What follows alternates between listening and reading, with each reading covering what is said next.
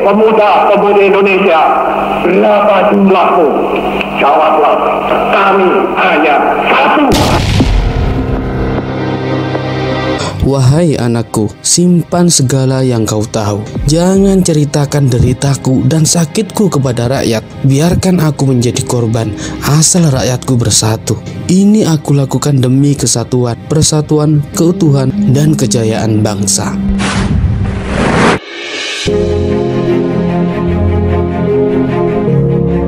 Nama Soekarno yang begitu terkenal sebagai pejuang kemerdekaan dan presiden pertama Indonesia selalu melekat dengan sejarah Indonesia. Jasa dan jejak langkah yang ditorehkannya menempatkan sosok Bung Karno selalu dikenang dengan rasa hormat dan cinta oleh rakyat Indonesia. Namun ternyata di akhir hayatnya, sang proklamator itu harus hidup menderita karena beliau menjadi tahanan politik dan diasingkan dari rakyatnya sendiri.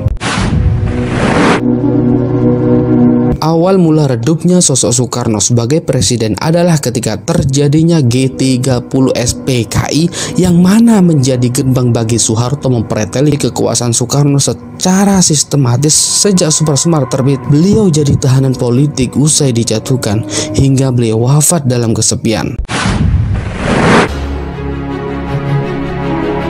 Pagi 6 Oktober 1965, Presiden Soekarno mengumpulkan menteri-menteri kabinet Dwi Korah di Istana Bogor.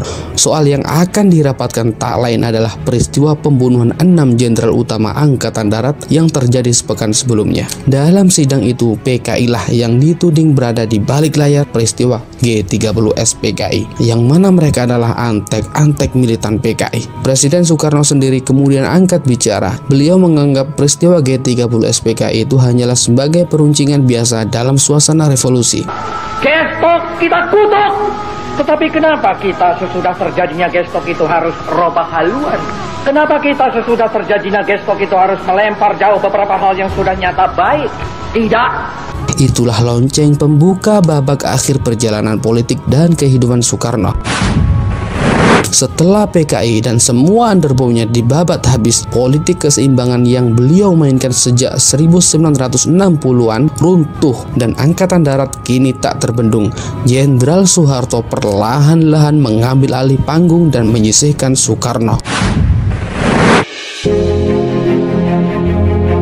Dikiranya SP 11 Maret adalah satu penyerahan pemerintahan. Padahal tidak. SP 11 Maret adalah satu perintah pengamanan. Perintah pengamanan jalannya pemerintahan. Lonceng kedua berdentang ketika Soekarno menandatangani surat perintah 11 Maret 1966. Esoknya Soeharto membubarkan PKI dan pada 18 Maret Soeharto menangkap 15 menteri loyalis Soekarno. Lalu pada 27 Maret Soekarno dengan sangat terpaksa mengumumkan kabinet baru bentukan Soeharto.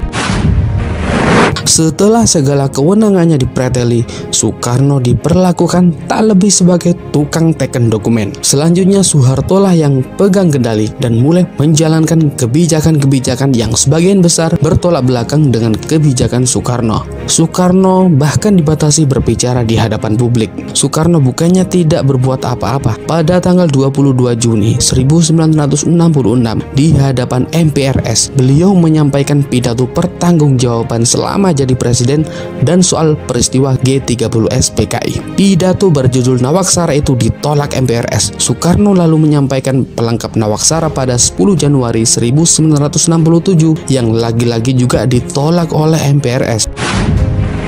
Saya akan bacakan suatu pengumuman dari Presiden Republik Indonesia, Mandataris MPRS.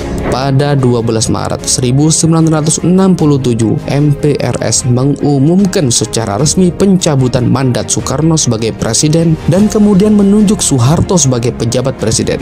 Mulai hari ini menyerahkan kekuasaan pemerintahan kepada pengemban ketetapan Jenderal TNI Soeharto.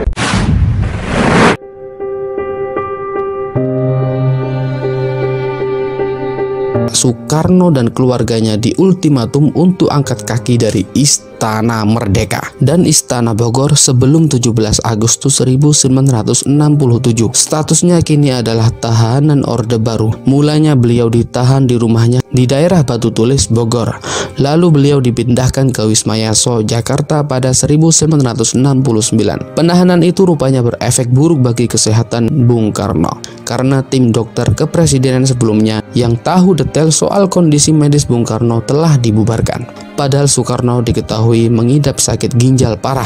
Dalam kondisi demikian beliau pun masih harus menjalani interogasi dari Kopkamtib soal keterlibatannya dalam G30 SPKI. Tapi yang paling tragis dari Soekarno kini adalah bahwa beliau harus menghadapi semua itu nyaris sendirian. Beliau dijaga demikian ketat dan diputus dari dunia luar. Bahkan anak-anak dan istrinya harus dapat izin khusus untuk sekedar menemaninya. Itu pun dengan waktu yang sangat terbatas. Sampai akhirnya Bung Karno terkena depresi. Setiap hari hanya duduk sambil termenung, malah kadang-kadang ngomong sendirian. Memorinya berubah, kesehatannya terus-menerus semakin merosot. Soekarno terbaring lemah di sebuah ruangan yang terletak di ujung rumah sakit.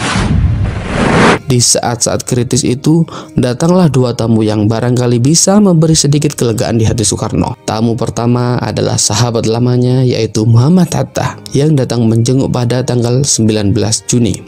Dua proklamator yang pernah pecah pada tahun 1956 itu akhirnya bertemu dalam momen yang amat menyentuh. Sejak mereka berpisah, Hatta menjadi salah satu kritikus Soekarno yang paling vokal. Tapi perbedaan jalan politik tidak sama sekali melunturkan persahabatan mereka. Bagaimanapun, dua orang itu pernah menghadapi masa sulit bersama-sama. "Hatta, kau di sini?" Begitulah kata Soekarno dengan terkejut melihat kedatangan Hatta. "Ya, bagaimana keadaanmu, No?" Keduanya lantas berpegangan. Tidak ada kata-kata lain yang terucap di antara keduanya. Soekarno terisak layaknya anak kecil. "No," begitulah kata Hatta. Hatta yang berusaha tegar luluh juga akhirnya. Beliau ikut menitikkan air mata, dan hanya tangis itulah yang mengisi pertemuan terakhir mereka. Di hari itu juga keluarga Soekarno mendapat kabar bahwa Dewi akan datang menjenguk suaminya. Saat itu Dewi masih tertahan di Singapura karena belum dapat izin dari rezim Soeharto. Baru keesokan harinya Dewi mendapatkan izin.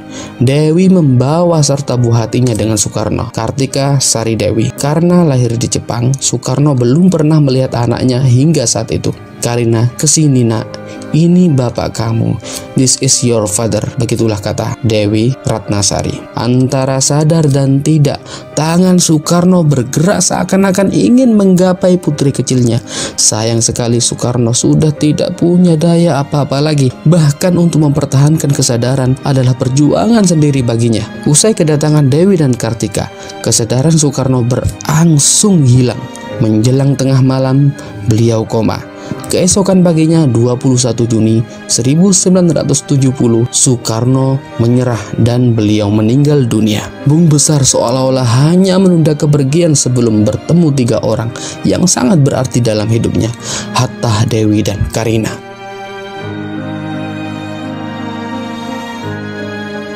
"Bung, kau lahir dengan tangisan yang keras, dan kau meninggal membuat seluruh dunia menangis."